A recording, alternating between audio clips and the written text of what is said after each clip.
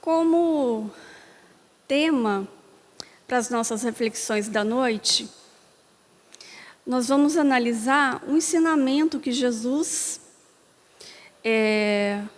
passou a Simão Pedro, que está descrito no livro Boa Nova, da psicografia do Chico, ditado pelo Espírito Humberto de Campos. Vai estar lá no capítulo 26. E Jesus vai fazer a seguinte advertência a Pedro. Pedro, o homem do mundo é mais frágil que perverso. Jesus está nos dizendo que nós, que estamos aqui encarnados, somos mais frágeis, trazemos mais fragilidades do que a maldade. Apesar de que muitas vezes a gente acha que a humanidade é muito mais maldosa, é muito mais perversa. Mas Jesus vai nos dizer, não, que somos mais frágeis do que perversos. E que fragilidade que é essa? Eu tenho comigo que, além da fragilidade física, porque o nosso corpo físico, ele é frágil, nós temos também uma fragilidade moral.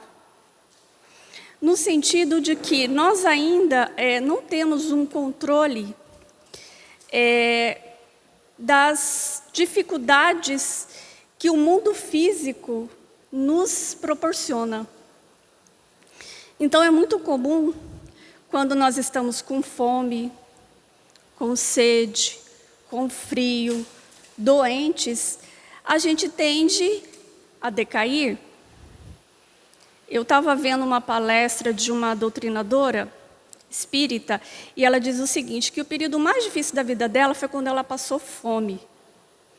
Mas ela disse que não era uma fome assim de não almoçar ou não jantar. Ela passou 3 dias na rua e ela não tinha o que comer. E ela disse que nunca foi tão tentada a fazer alguma loucura, nas palavras dela. E aí eu comecei a refletir, realmente. Quando nós sentimos na carne, no nosso corpo físico, essas dificuldades, essas situações às quais nós somos colocados à prova, é que a gente percebe quão frágil nós somos. Bem, e no Evangelho segundo o Espiritismo, no capítulo 10, no item 9, Jesus vai nos ensinar o seguinte, é uma citação do Evangelho de Jesus, narrado por Mateus, que é Mateus, capítulo 7, versículo 3 a 5. E diz o seguinte, por que vês tu, pois, o argueiro no olho do teu irmão, e não vês a trave no teu olho? Ou, como dizes a teu irmão, deixa-me tirar-te o teu olho, o argueiro, quando tens no teu uma trave?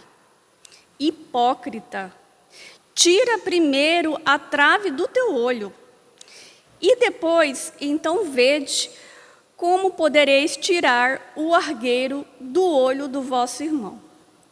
Então, para a gente compreender corretamente esse ensinamento de Jesus, porque Jesus falava em parábolas e circunstâncias do dia a dia, que era para mais fácil a gente compreender. Ele diz o seguinte, que quando se fala em argueiro, no nosso dicionário, dentre as definições e significados que essa palavra tem, o melhor que se ajusta ao sentido aqui que Jesus está nos dando, é que a palavra argueiro, ela significa uma palhinha, um cisco. Ao passo que a trave significa o quê? Um pedaço de madeira, uma viga. Então, a primeira conclusão que a gente tira é que o argueiro é uma coisa pequena, minúscula, é só um cisquinho. Ao passo que a trave, em comparação ao cisco, é muito grande, é muito maior. E também a gente deve levar em consideração que aqui, o argueiro, o significado, tanto o argueiro quanto a trave, significa o quê? Os nossos defeitos e as nossas imperfeições. Então, a partir desse entendimento, a gente fazendo uma releitura com esse novo significado, nós somos capazes de enxergar.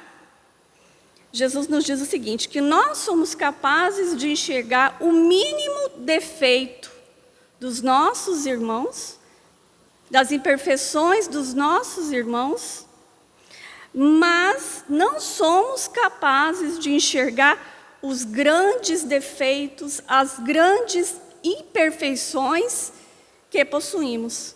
E é por isso que nós fazemos tantos julgamentos. E em seguida Jesus diz: tirai primeiro a trave do vosso olho. Traduzindo o que ele quis nos dizer, para tirarmos primeiramente as grandes imperfeições que nós trazemos.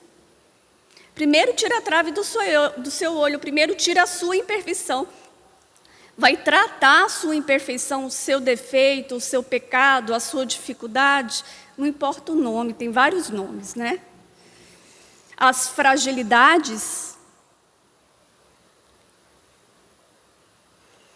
E em seguida Jesus diz, né? E depois, então, vede como podereis tirar o argueiro do olho do vosso irmão. E ele está dizendo o quê? Primeiro nós temos que nos transformar, para depois auxiliar o irmão. E é auxiliar, não é mudar o irmão, porque ninguém muda ninguém. A mudança, ela é personalíssima, ela vem do interior da pessoa. Então, uma vez que você já conseguiu tirar ou tratar a sua fragilidade, a sua dificuldade, o seu pecado, o seu defeito, através da reforma íntima, né? E aí Kardec, no Evangelho segundo o Espiritismo, no Livro dos Espíritos, vai ensinar várias formas da gente começar a trabalhar a nossa reforma íntima.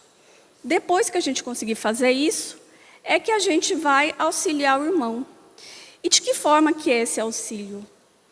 É com uma palavra de conforto, é com a compreensão de entender que você já esteve no lugar dele, que você não é melhor que ele, é ouvir, é contar a sua experiência quando você passou por aquela dificuldade, é auxiliar, é levantar o irmão. Então, é essa a mensagem que o Evangelho segundo o Espiritismo está nos dizendo. E aí a gente vai complementar com esse diálogo, esse ensinamento que Jesus passou a Pedro. Está no capítulo 26, né, do livro Boa Nova, e é intitulada A Negação de Pedro. E nos diz o seguinte: o ato do Messias lavando os pés de seus discípulos encontrou certa incompreensão da parte de Simão Pedro. O velho pescador não concordava com um semelhante ato de extrema submissão. E, chegada a sua vez, obtemperou resoluto: nunca me lavarei os pés. Meus companheiros estão sendo ingratos e duros nesse instante, deixando-vos praticar este gesto como se fosseis um escravo vulgar. Então, Jesus estava lavando os pés dos seus discípulos, e Pedro falou: não, mestre, o senhor não vai lavar o meu. É um absurdo o senhor lavar o meu. Como que os meus companheiros deixaram que o senhor fizesse isso? Isso é coisa de tratar o senhor como se o senhor fosse um escravo. E aí a gente percebe a fragilidade de Pedro, né? A gente vê que a compreensão dele da missão de Jesus ainda não estava clara. Porque Jesus diz que ele veio a esse mundo para servir. E não era um ato humilhante, ao contrário, era um gesto de carinho, de afeto, um gesto de humildade. Ele estava demonstrando ali aos seus discípulos que mais tarde iriam, né, iriam levar a boa nova a toda a população. Estava demonstrando como os discípulos, os apóstolos, deveriam ser também humildes. Em seguida a essas palavras, lançada à assembleia um olhar de reprovação e desprezo, enquanto Jesus lhe respondia: Simão, não queira ser melhor que os teus irmãos de apostolado. Em nenhuma circunstância da vida, em verdade, asseguro-te, sem o meu auxílio, não participarás com o meu espírito das alegrias supremas da redenção. O antigo pescador de Cafarnaum aquietou-se um pouco, fazendo calar a voz da sua generosidade quase infantil. Terminada a lição, e retomando o seu lugar à mesa, o mestre parecia meditar gravemente. Logo após toda a vida, dando a entender que a sua missão espiritual devassava os acontecimentos do futuro, sentenciou: aproxima-se a hora do meu derradeiro testemunho. Sei por antecipação que todos vós estarei dispersados neste instante supremo. É natural, porquanto ainda não estáis preparados senão para aprender. Então aqui, como a gente percebe essa lição? Jesus, ele sabia que os apóstolos, a partir do momento que ele fosse preso, os apóstolos não ficariam próximos a ele. Eles iriam dispersar, porque eles traziam ainda uma fragilidade, eles ainda não tinham condições de suportar a perseguição. E é por isso que Jesus diz que não estáis preparados senão para aprender. Ou seja, eles ainda teriam que passar por todo o aprendizado que foi, a prisão, a crucificação de Jesus e depois a perseguição deles, para que aí eles pudessem dar o testemunho, pudessem realmente levar adiante o seu apostolado, os ensinamentos de Jesus. Antes, porém, que eu parta, quero deixar-vos um novo mandamento, o de amar-vos uns aos outros como eu vos tenho amado, que sejais conhecidos como meus discípulos, não pela superioridade do mundo, pela demonstração dos poderes espirituais, ou pelas vestes que ergueis na vida, mas pela revelação do amor com que vos amo, pela humildade que deverá ornar as vossas almas, pela boa disposição no sacrifício próprio. Vendo que Jesus repetiu uma vez mais aquelas recomendações de despedida, Pedro, dando expansão ao seu temperamento inquieto, adiantou-se indagando: afinal, Senhor, para onde ides?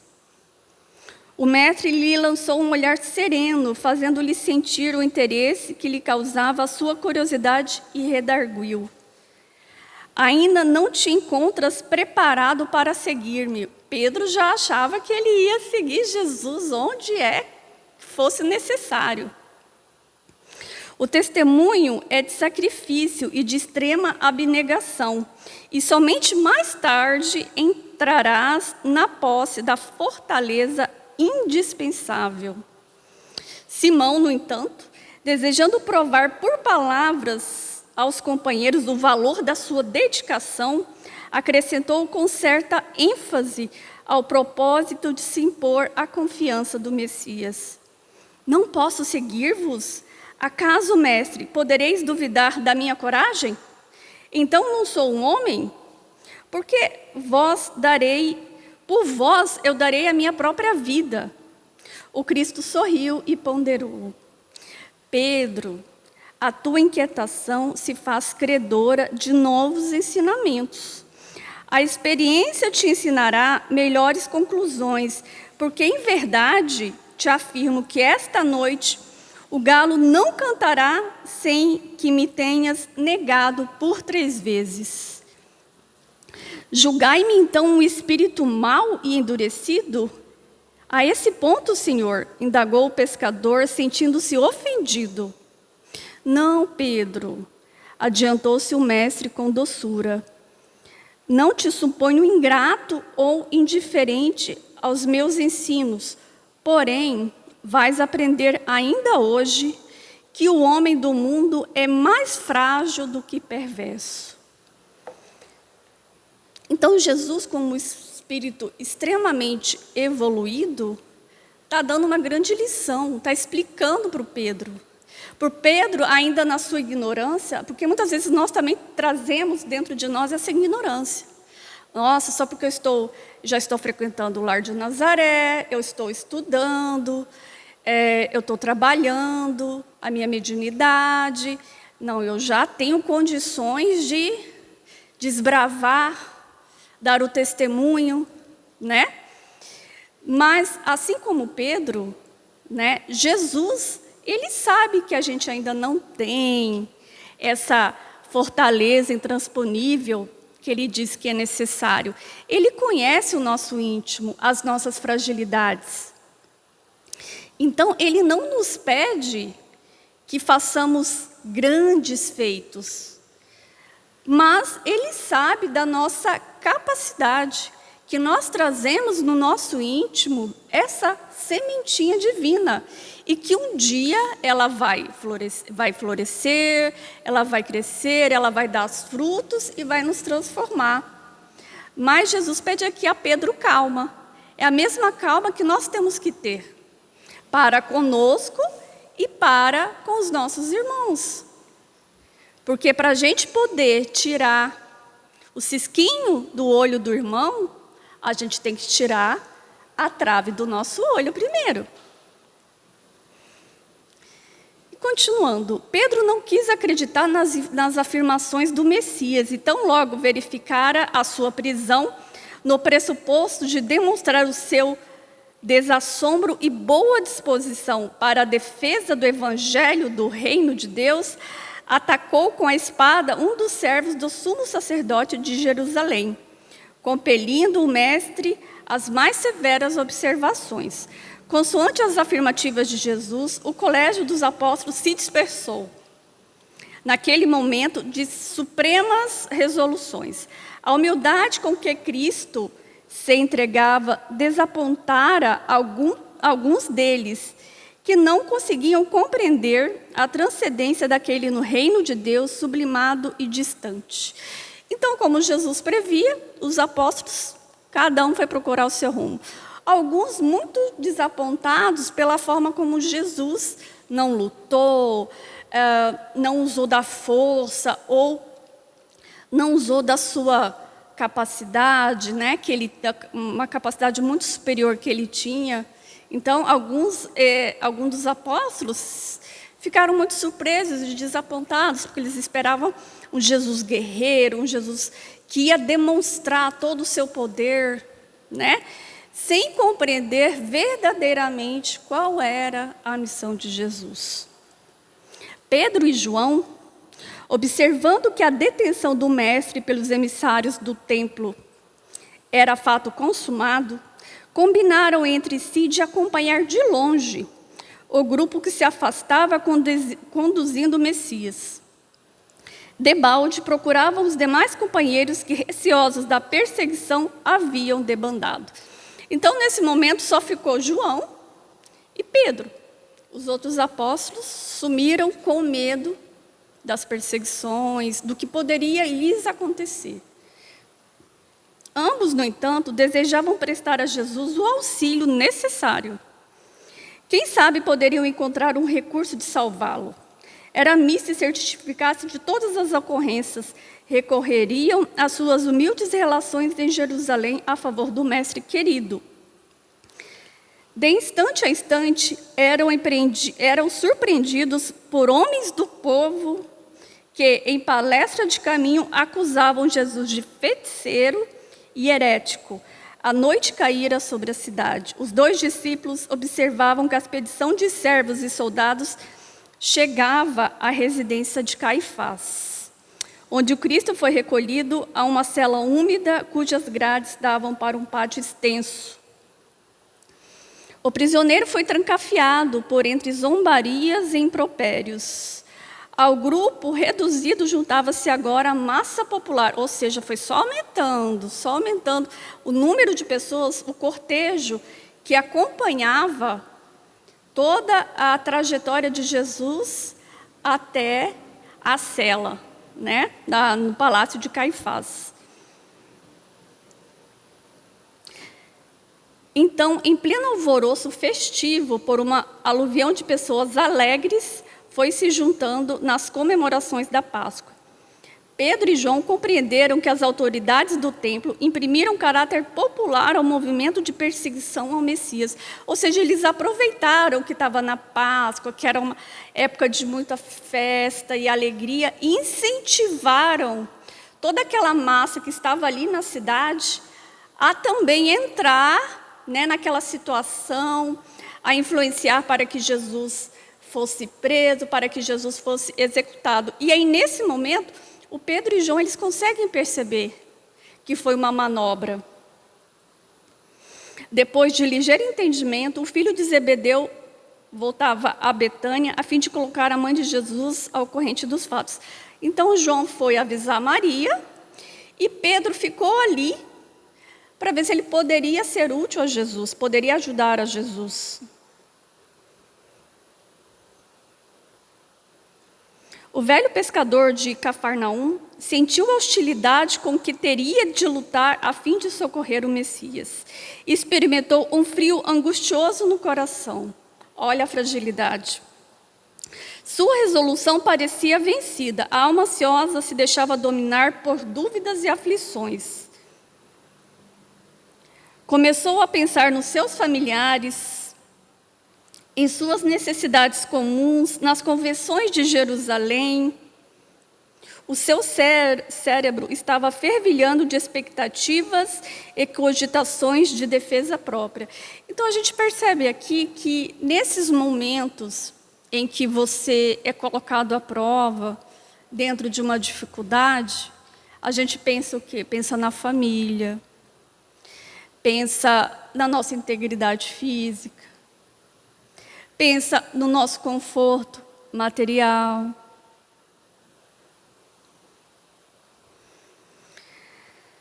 Para logo, uma das servas da casa se aproximou dele e exclamou, surpreendida: "Não és tu um dos companheiros deste homem?" Indagou, designando a cela onde Jesus se achava encarcerado. O pescador refletiu um momento e, reconhecendo que o instante era decisivo, respondeu, dissimulando a própria emoção: "Estás enganada, eu não sou." O apóstolo ponderou aquela primeira negativa e pôs-se a considerar que semelhante procedimento, aos seus olhos, era o mais razoável. Então ele já começou, ele negou Cristo a primeira vez, e aí ele fez uma análise da situação e ele já ponderou: não, eu acho melhor eu dizer que eu não sou, porque senão eu vou ficar numa situação difícil, eu tenho família, como é que vai ser o meu futuro? Fingindo despreocupação, o irmão de André se dirigiu a uma pequena aglomeração de populares, onde cada qual procurava esquivar-se ao frio intenso da noite, aquietando-se junto a um braseiro. Novamente, um dos circunstantes, reconhecendo-o, interpelou nestes termos: "Então, vieste socorrer o teu mestre?" "Que mestre?"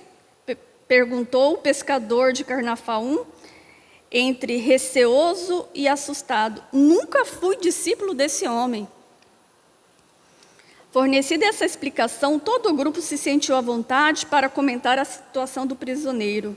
Horas longas se passaram, até que Simão Pedro, tinha o coração a duelar-se com a própria consciência. A noite ia adiantada, quando alguns servidores vieram servir bilhas de vinho. Um deles, encarando o discípulo com certo espanto, exclamou de súbito: é bem aquele discípulo que nos atacou a espada entre as árvores do horto." Simão ergueu-se pálido e protestou: "Estás enganado, amigo. Vê que isso não seria possível. Logo que pronunciou sua derradeira negativa, os galos da vizinhança cantaram em vozes estridentes, anunciando a madrugada. E foi aí que ele percebeu que tudo aquilo que Jesus lhe disse, lhe ensinou, realmente aconteceu. Pedro recordou as palavras do Mestre e sentiu-se perturbado por infinita angústia. Levantou-se cambaleante e, voltando-se instintivamente para a cela em que o Mestre se achava prisioneiro, viu o semblante sereno de Jesus a contemplá-lo através das grades. Presa de indivisível remorso, o apóstolo retirou-se envergonhado de si mesmo. Pelo véu de lágrimas que lhe obscurecia os olhos, Simão Pedro experimentou uma visão consoladora e generosa. Figurou-se-lhe que o Mestre vinha vê-lo em espírito, na solidão da noite, trazendo nos lábios aquele mesmo sorriso sereno de todos os dias. Ante a emoção confortadora e divina, Pedro ajoelhou-se e murmurou: Senhor, perdoai-me. Nesse instante, porém, nada mais se viu. Na confusão de seus angustiados pensamentos, luar alvíssimo enfeitava a luz das vielas desoladas. Foi aí que o antigo pescador refletiu mais austeramente, lembrando as advertências amigas de Jesus quando lhe dizia: Pedro, o homem do mundo é mais frágil do que perverso. Então aqui, Pedro, ele sentiu na pele, né? Quão frágil é a nossa fé, quão frágil é os nossos valores morais, quando nós passamos por dificuldades. E lembrando que Pedro, dentre os apóstolos, ele era um dos mais, digamos assim, mais rígidos, né? Tem algumas passagens em que, quando Maria de Magdala ou Maria Madalena se aproxima de Jesus, ele adverte ao Mestre, dizendo que não seria muito não seria de bom tom, né? Para a reputação de Jesus, para a reputação dos seus seguidores, que Maria de Magdala permanecesse ali no círculo. Por quê? Porque ela era tida como prostituta, como uma mulher que não tinha boa fama. Então Pedro, ele costumava ser muito rígido com os valores e com as atitudes das pessoas, né? É aquela história. Ele não conseguia ver a trave que estava sob os seus olhos. E nesse momento aqui, ele se colocou no papel, no lugar, na pele das pessoas que também, como ele, erravam, que como ele também negaram a Jesus. Porque muitas vezes a gente se acha muito superior, a gente acha que nós temos condições morais de muitas vezes julgar, de chamar a atenção os nossos irmãos. Não que não possamos ajudá-los, devemos, é nossa obrigação ajudar aquelas pessoas, principalmente as mais próximas de nós, os nossos familiares, os nossos amigos, nossos companheiros de jornada, mas desde que nós tenhamos condições morais para isso.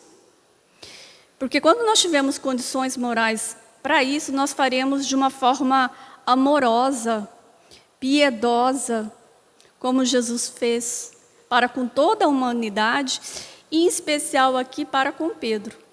Porque ele já sabia da fragilidade de Pedro, ele sabia que Pedro teria que passar por essa situação, assim como todos os outros apóstolos, para que depois cada um seguisse o seu caminho divulgando a boa nova.